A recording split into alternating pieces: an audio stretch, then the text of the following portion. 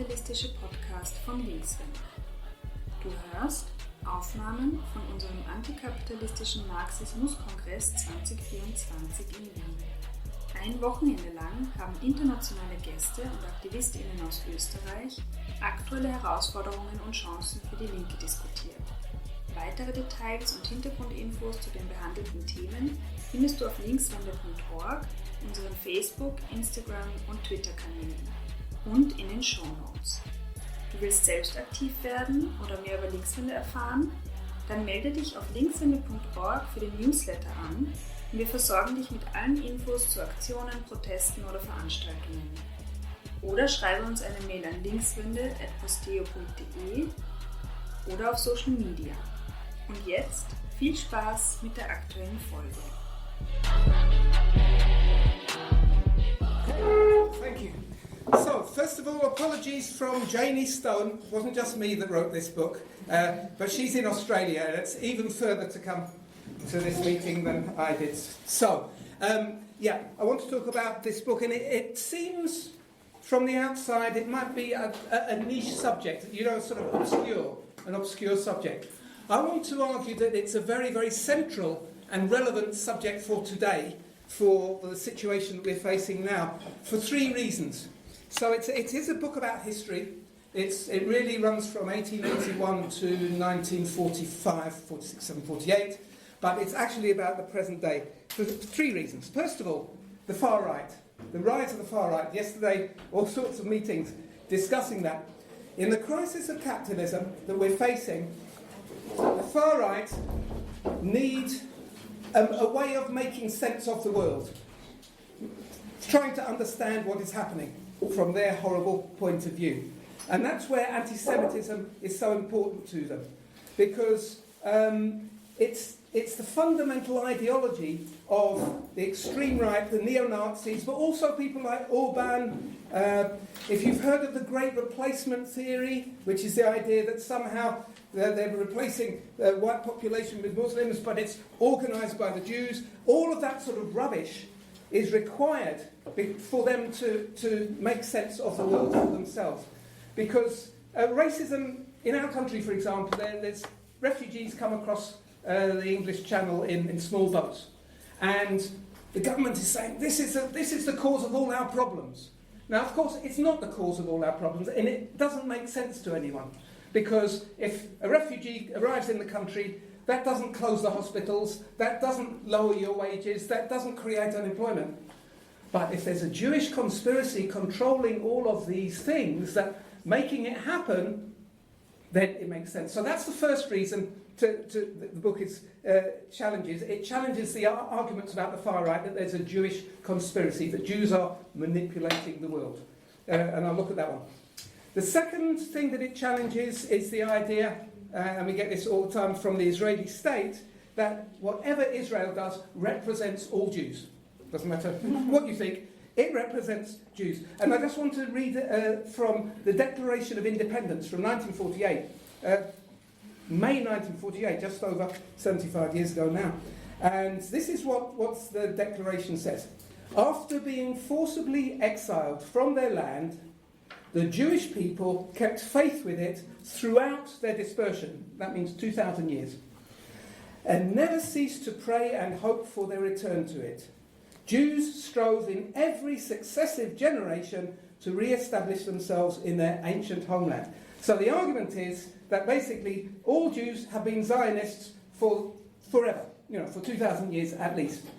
So that's the second argument that the book takes on and destroys, I hope. And the third argument is the argument that is thrown against us in this room, which is that we are accused of anti-Semitism because we disagree with Zionism, we disagree with genocide, we disagree with the mass murder of Palestinians and killing children, etc. So it looks at all three, and I'm going to quickly run through them. The first one then, the idea that Jews are manipulating everybody else, is completely shown to be nonsense in the book. What it shows is that Jews did not manipulate others, Jews joined in a common struggle with others. A struggle against poverty, against exploitation and oppression. So it's not about manipulating, but actually being part of a common struggle of humanity, as So I'm going to talk about Europe, but especially in Europe. So that's the first thing the book shows, part of that common struggle. The second thing that the book shows is that far from Zionism being what every Jew thought for 2,000 years, actually, even it was started in 1897, even right up until 1933, it had very, very few supporters. Zionism was not representative of Jews. Actually, the Jewish radical tradition was much more representative, and the Jewish radical tradition was anti-Zionist. So that's the second thing. And the third thing, the idea that you're anti-Semitic if you're anti-Zionist, but if the left is anti-Semitic. If you look, the history of the left is it has always been the core of the fight against fascism, the fight against racism, the fight against any kind of oppression. And that's why it says in the title, the Jewish radical tradition, revolutionaries, resistance fighters, and firebrands. In other words, we are not anti-Semitic, we are the people that fight anti-Semitism. They're trying to turn it completely upside down. Okay, so that's the three reasons why it's relevant today. And the final thing I want to say before I go into the history is that there's a sentence right at the beginning which says, the radical Jewish tradition was the radical tradition, and vice versa. So there is no difference. There's not a special Jewish radical tradition. There's a radical tradition of which Jews play an important part, but along with everybody else. That is the argument of the book. But there is something special about Jewish history, which is that there's an incredible power that comes from the fight against oppression and exploitation at the same time. Because lots of people are oppressed, lots of people are exploited, Jews were exploited and oppressed at the same time. And those two together creates a special explosive power, which the book explores. Okay, let's move on then. And I have to go back, not quite 2,000 years, but I'll go back to European feudalism. 1,000 years will be enough. Okay, and we're talking about Europe. The book focuses on Europe. And in Europe, 1,000 years ago, it was a feudal society, a landed society, agriculture. You had two classes, the lords at the top, the peasants at the bottom. And virtually nothing in between. So who plays that role in between? That role being living in small towns, bringing in commercial goods, manufactures, things that have been made. Who does the commerce? Who does the banking? Because the Christians were not allowed. The Third Lateran Council says that Christians are not allowed to lend money at interest. So, who is going to play this special economic, social role? And that is the minority that is not Christian in Europe, and that's the Jews. So, the Jews were forced into it. It wasn't a question of choice. Were forced in. That was the only thing they were allowed to do. That commercial, small manufacturing in the towns and banking. And when anything went wrong, you blame the Jews. Anything that goes on in society, you blame the Jews. So I'll give two examples. The first one is the Crusades. So the Crusades, again, it's war in the Middle East. We've been here before. During the Crusades, the fight is against the Muslims around Palestine. They controlled Jerusalem, etc., etc. The fight is there, but there's a Cold War, if you like, back in Europe. There aren't many Muslims in Europe, so the people that are targeted are the Jews. So there's an ideological war against Jews at that point in time. That's the first thing that's going on. And the second thing that happens is the Black Death, 1346 to 1349. And when the Black Death, the plague, comes to Europe, millions are dying. Who can you blame? You didn't have science. You blame the Jews. Now, one interesting thing about this is that you probably know that the language that almost all European Jews spoke before Palestine came along was Yiddish. And Yiddish is a form of German. So it's a form that you speak. But there weren't many in Germany, there weren't many in Austria. They were in Eastern Europe. The question is why? Because they obviously learned the language here, were pushed east. That's it, because of the Black Death. 75% of the towns, of the areas in Germany that had pogroms, and pogrom is a violent riot against the Jews, around the period of the Black Death. So the Jews basically fled, refugees, we have them today. Refugees fled eastward, and they went to a place called the Polish-Lithuanian Commonwealth. And the king at the time happened to be Casimir III, and he needed that intermediate social layer, because Eastern Europe was lords and peasants and no commerce, etc. He needed those sorts of things. He wanted to develop that part of the economy. And so they were welcomed in, still oppressed, but allowed to come in and continue to fulfill that function. So you get a large concentration of Jews in Poland, parts of Ukraine, Belarus, Lithuania, around there. Polish-Lithuanian Commonwealth. Okay, so we can move forward 500 years. And we can get to 1790, because in 1790, the Polish-Lithuanian Commonwealth was wiped off the map. Part of it was taken over by you lot, by the Austrians, Krakow, that area. Part of it was taken over by the Prussians, but the bulk of it was taken over by the Russians, by the Russian Tsars. And so from the 1790s onwards, Warsaw and places like that are under Tsarist control, and the Tsars, being extremely anti-Semitic, said Jews are not allowed to move away from the area they already are. It's called the Pale of Settlement. And so Jews are forced to live, not only oppressed, they're forced to live and not allowed to spread throughout the Russian Empire, so they're forced to live in the Pale of Settlement. Okay, another accident of history. Industrialization arrives. And industrialization comes into Russia, and so I should say, by the way, the Pale of Settlement contained 45% of all the Jews in the world. There were some Jews in Romania, there's some Jews in Italy and France. They were spread.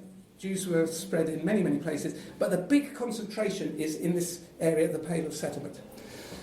Industrialization moves to Russia. It starts in Britain, France, Germany, etc. It's moving eastwards. And so it arrives in Russia through the Pale of Settlement. That was the first place to industrialise, in Russia. And when that happens, you get a class divide right across society, but also a class divide in the Jewish community. You get some Jews who are the industrialists and some Jews who are the workers. You get a class divide within the community itself. And you get a class divide throughout Poland and Ukraine, etc., etc. And Russia enters into a revolutionary state, because the Tsarism is a vicious feudal system. There is massive social change, and in the Pale of Settlement you've got 12% of the population. They weren't the majority. Jews were just 12% of the Pale of Settlement, but they were both oppressed because they were Jews, but now they're exploited. So they've got that combination of industrial workers, exploited and oppressed at the same time. Okay. Moving on to the beginning of the book, because the book begins in 1881, and I'll explain why.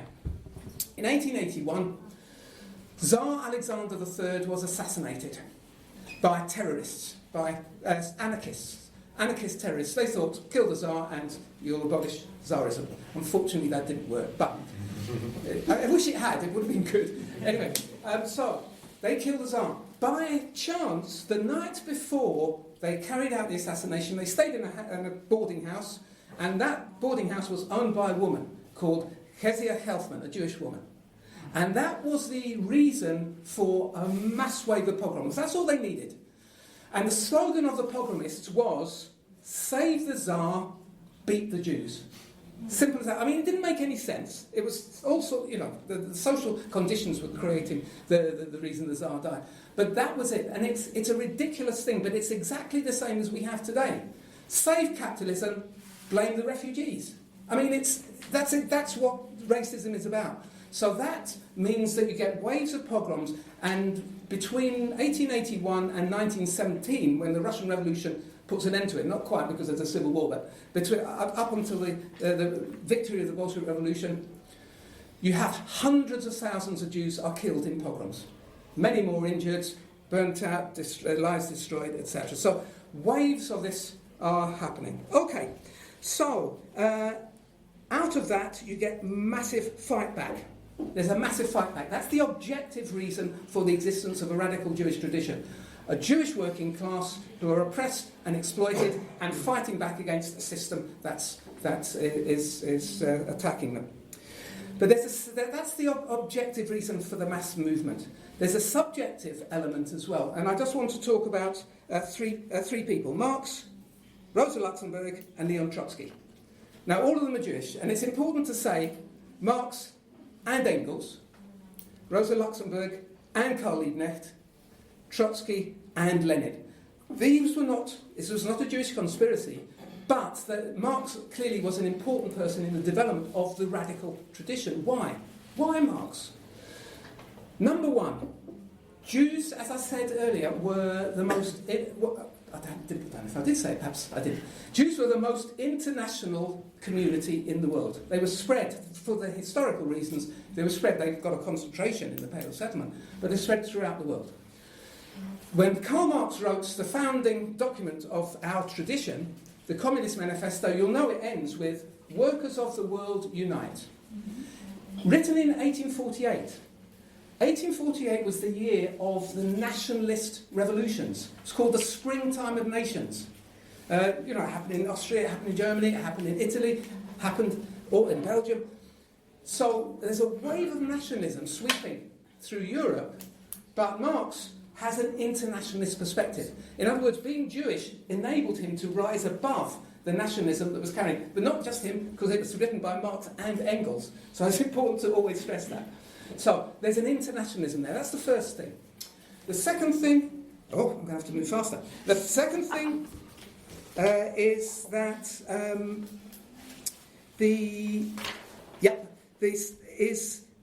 because of the oppression, these people, and we're talking about Marx, Luxemburg, and Trotsky, they were brought up in middle-class families. They went to universities, and that wasn't common for lots of people. But most middle-class people who went to university went on to be very successful in, jobs, etc., etc., etc., banking, all sorts of things, industrialists and so on. Being Jewish, there was a block. So they had the education, but they were looking at society from the outside, and they were therefore able to analyse it and understand it from an internationalist perspective. So that, if you like, is the Jewish radical tradition. I want to move on now to look at what was the effect of the Jewish radical tradition, and I'm going to just do it through percentages, through statistics. First one, 4% of the Russian population was Jewish, if you take the whole empire. Jews were twice as much in all the revolutionary organisations, so twice the number in the general population. 1/3 of delegates to Bolshevik party conferences were Jewish. The statistic I really like is about Petrograd, which is Petersburg, which was the capital of the 1917 revolution. And the 1917 revolution will liberate the Jews, give them emancipation for the first time in the Russian Empire. For the first time, anti-Semitism is made illegal by the Bolsheviks. In Petrograd is 500 miles away from the Pale Settlement. In Petrograd, only 0.3% of the factory workforce were Jewish. 0.3%. The Soviet is formed, a very democratic organisation, elected by the factories, and to lead the revolution. 11 out of the 35 delegates on the Soviet were Jewish. 11 out of 35 were only 0.3% of the population. Now, it's not a conspiracy. They're not manipulating because they took the greatest risk. They were 1/3 of the people arrested as Narodniks. They were 1/3 of the people arrested in the 1905 revolution. So Jews are not separate from, they're part and parcel, and they're taking a lead, and they're taking the risks, and they're suffering. But it doesn't stop within Russia, because Russia inspired Jews and everybody else right around the world. And so I just want to talk about some statistics beyond that. First of all, International Women's Day. You all celebrate International Women's Day. International Women's Day comes from a strike of 20, it was called the Uprising of 20,000, of mainly Jewish textile workers in New York, Lower East Side, New York. 20,000 Jewish women, 6,000 Jewish men, 3,000 Italian women, and 600 or 700 others. So it wasn't entirely Jewish, but it was from that strike that International Women's Day comes. So when you celebrate International Women's Day, you're celebrating women and the radical Jewish tradition and everybody's fight, because we're all part of that fight against oppression at the same time. Okay, Since we're in America, 50% of the American Communist Party in the United States was Jewish. They were only 3 out of 120 million. 3 million out of 120 million. 1/4 of the international brigades in the Spanish Civil War were Jewish. 1/4. South Africa is the most amazing one, and I might come back to that if I have time. Probably not. See what the chair says. They were 0.3 of the total population, 2.5% of the white population. Okay, so the first trial, the first apartheid trial was called the Great Treason Trial. Half of the whites on trial were Jewish. When Nelson Mandela was put on trial, you all heard of Nelson Mandela, every single white person in the room was Jewish. They were only 2.5% of the Jewish population in South Africa. In other words, the overrepresentation, that exploitation and oppression combined is a very, very powerful force. Okay, I want to move on very, very quickly to talk about the other current, Zionism. Because I've described the radical tradition. What was the attitude of the radical tradition to Zionism? The Marxists were totally opposed to it. It's a settler colonialist project.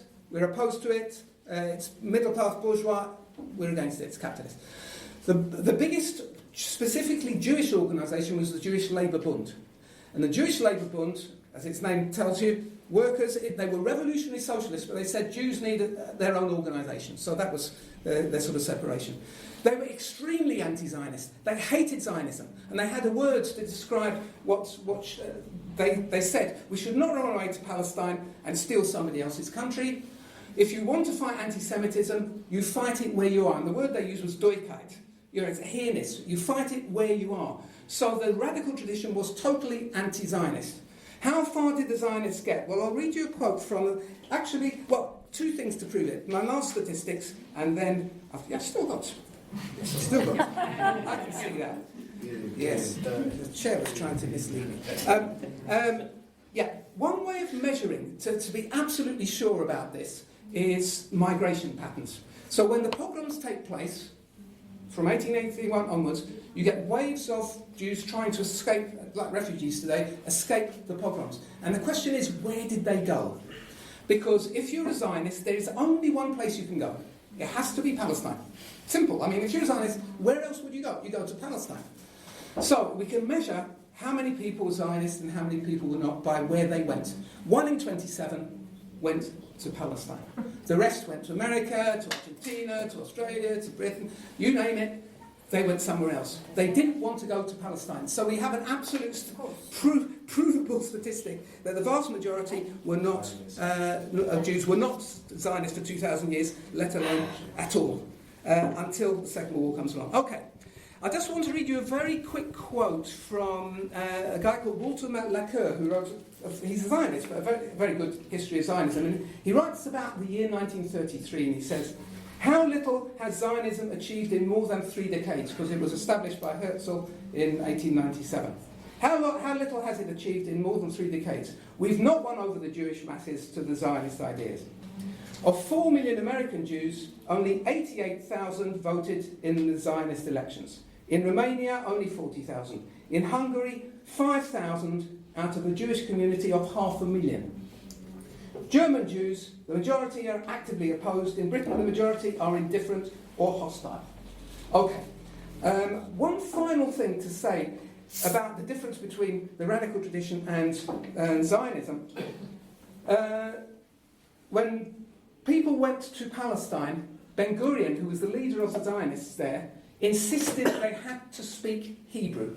Right? They had to speak Hebrew. In 1910 he says, the only language you can use is Hebrew, and he launched what was called the language war. And the language war was against Yiddish. It was a cultural onslaught against the majority language that people spoke. At the time he said it, 1 in 400 people in the world spoke Hebrew. 1 in 400 Jews spoke Hebrew, most of the rest spoke Yiddish. So Palestine was a complete break from that tradition, a smashing of that tradition. But it's not broken yet, because Ben-Gurion can say what he likes. Very few Jews are going to Palestine, aren't they? They're everywhere else, and they're radical. Okay, so what, in the end, because at the end of the day, the tragedy is that the majority of Jews did become Zionists. So what happened?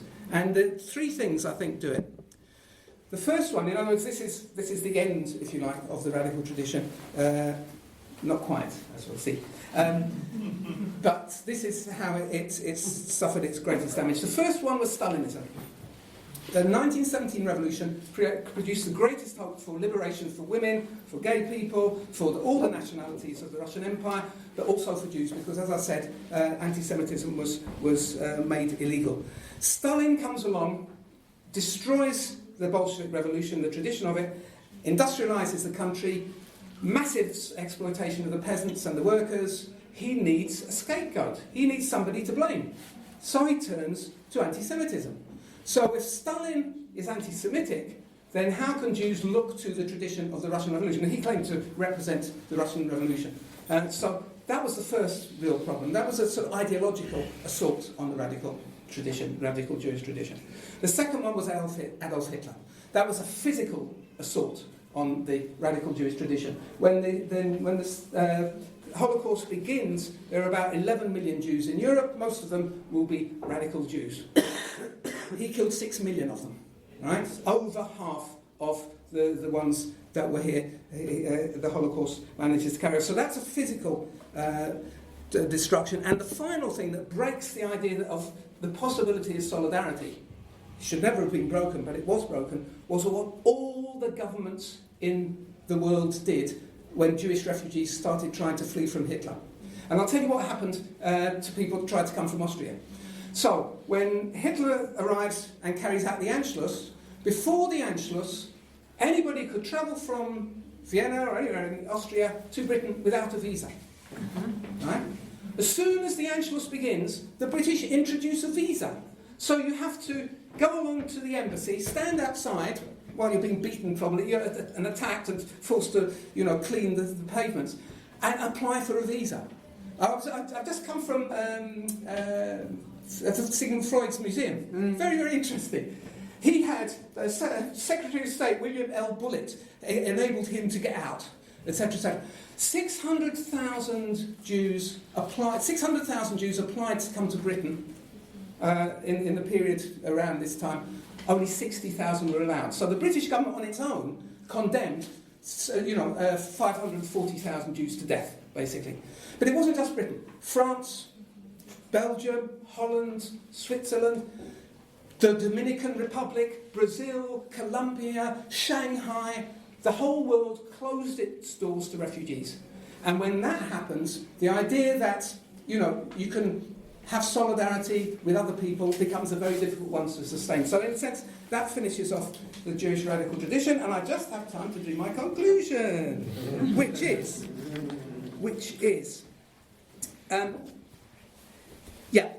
the following, that the Jewish radical tradition did not end, has not ended, and you can see it specifically. We were at the anniversary of the Warsaw Uprising. It was very, very recent, 1943. But very interesting. The book is, I saw it on sale on the bookstall there, but Marek Edelman. Marek Edelman was one of the few survivors of the Warsaw Uprising, and during the Second Intifada, he wrote a letter, and he said, "You in the Second Intifada are continuing the tradition of the Warsaw Uprising. You're fighting against oppression. You're fighting against fascism, etc., etc., etc." And so, in a sense, that was the continuation of the Jewish radical tradition. Not by many Jews, but as I said, the Jewish radical tradition is not separate from the radical tradition.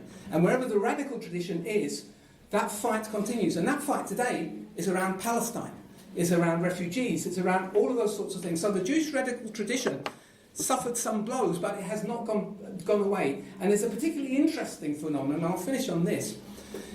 I don't know about in here, but in Britain, every single demonstration over Palestine has a Jewish block on it.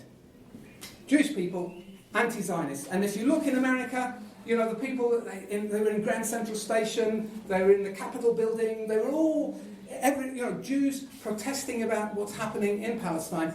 The Jewish radical tradition has not ended. It's continuing. So, the book is about history, but it's not. It's about the present.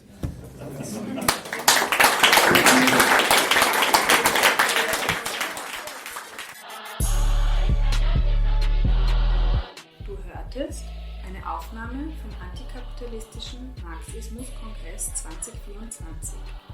Wann die nächsten Veranstaltungen und Aktionen anstehen, wofür Linkswende steht und wie man bei uns mitmachen kann, erfährst du auf linkswende.org oder du schreibst uns an linkswende@posteo.de.